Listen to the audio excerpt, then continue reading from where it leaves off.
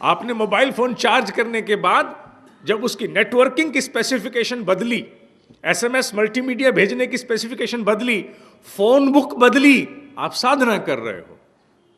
आप साधना कर रहे हो, क्योंकि साधना का एक ही स्रोत है, एक ही माध्यम है। वो क्या? अपने भीतर के भगवान की संभावनाओं को साकार करना।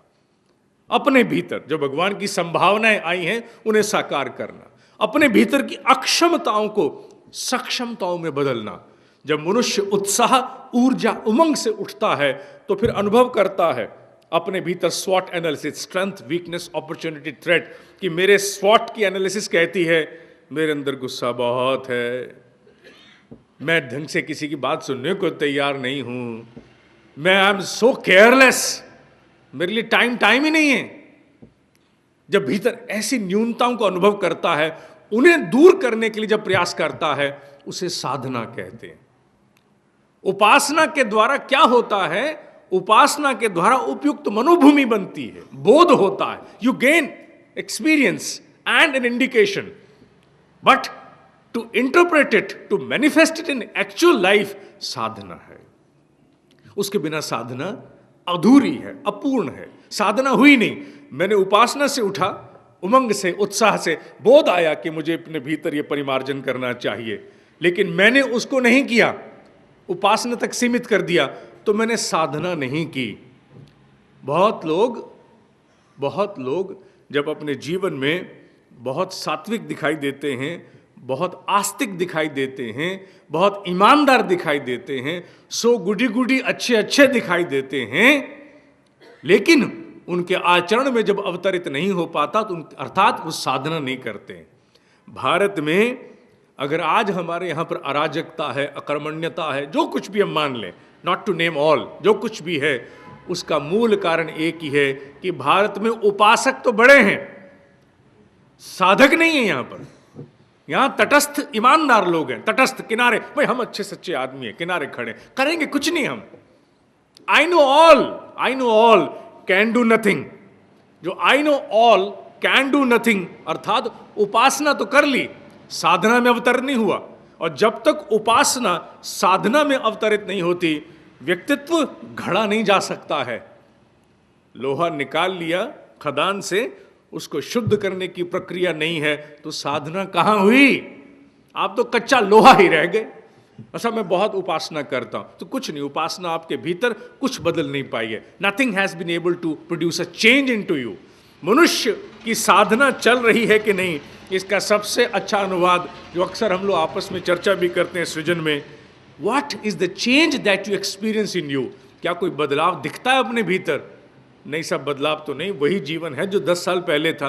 तो फिर साधना नहीं की आपने। हाँ, आप उपासक हो सकते हो, और बिना साधना के उपासना बेकार है, खोटी है। जो साधना नहीं करना चाहता, अच्छा है उपासना भी छोड़ दे, कम से कम वो मुक्त हो जाएगा, टेलीविजन के 4 प्रोग्राम और देख सकेगा। क्यों विचलित होता है? तो साधना किसकी? साधना अपनी। हिमालय की गुफाओं में बैठा हुआ योगी जहां एक तरफ उपासना में लगा हुआ है, वहां वो अत्यंत सक्रियता के द्वारा साधना भी कर रहा है। उसे हिमालय में बैठ करके ऐसा नहीं कि यहां के विचार उसको परेशान नहीं करते हैं, त्रस्त नहीं करते हैं। वो सब कुछ जो दिल्ली शहर या सोनीपत में एक व्यक्ति के मनोभूमि को प्रभावित करता है, गुफाओं में भी उतना ही करता है, और उसे भी लड़ना पड़ता है, जूझना पड़ता है, टू फाइट देम ओवर। और जैसे जैसे वो जीतता चला जाता है, उसकी साधना प्रखर होती जाती है, आत्म साक्षात्कार के द्वार की ओर आगे बढ़ता जाता है। बिना साधना के उपासना बेकार है, जीवन की किसी पृष्ठभूमि से भी क्यों ना ले लें। तीसरा, आराधना। अभी इनके सहयोगी सूत्र पर चर्चा करेंगे। आराधना का अभिप्राय भी हम लोग लेते हैं कि ईश्वर की हमने आराधना की, आरती की, आराधना हो गई, जैसे हम साधना को मानते हैं। नहीं, उपासना ईश्वर की, साधना अपनी, और आराधना किसकी? ईश्वर के विराट स्वरूप की। कौन सा विराट स्वरूप? लोक सेवा, जनसमूह, ये सृष्टि। जब मनुष्य उपासना से ऊर्जा इकट्ठी करता है, दिशा बोध प्राप्त करता है, प्रेरणा मार्गदर्शन प्राप्त करता है, तो साधना के द्वारा व्यक्तित्व की घड़ाई करता है। और परिष्कृत व्यक्तित्व के साथ जब वो सेवा में तत्पर होता है, तो वो उसकी आराधना है। ईश्वर की सृष्टि को और सुंदर बनाने के प्रयास को ही आराधना कहते हैं। नहीं साहब, पूजा करना आराधना आराधना नहीं है। मैंने भोलेनाथ की आराधना की, भोलेनाथ की आराधना हो ही नहीं सकती कभी। You can not ever do that आराधना। भोले की तो आप उपासना कर सकते हो, भोले की साधना भी नहीं हो सकती, साधना भी अपनी करनी पड़ेगी। मैंने भोले की आराधना नहीं हो सकती। हाँ, भोले की सृष्टि की आराधना आप कर सकते हो। उपासना ईश्वर की, साधना अपनी, आराधना उसके विराट स्वरूप की, अर्थात इस सृष्टि की आराधना।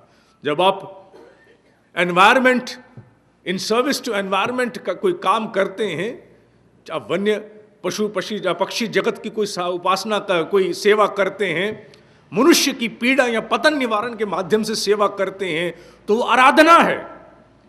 सृजन अभियान उपासना कर रहा है? नहीं। साधना कर रहा है? नहीं। अभियान आराधना कर रहा है।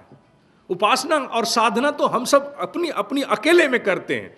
हम सब अपने अपने भीतर उपासना साधना करते हैं, आराधना हमारे माध्यम से हो रही है। ईश्वर की आराधना नहीं, विराट स्वरूप की आराधना होती है। जो कोई भी सेवा कार्य हैं, चाहे पीड़ा निवारण के हो या पतन निवारण के, वो आराधना में आते हैं।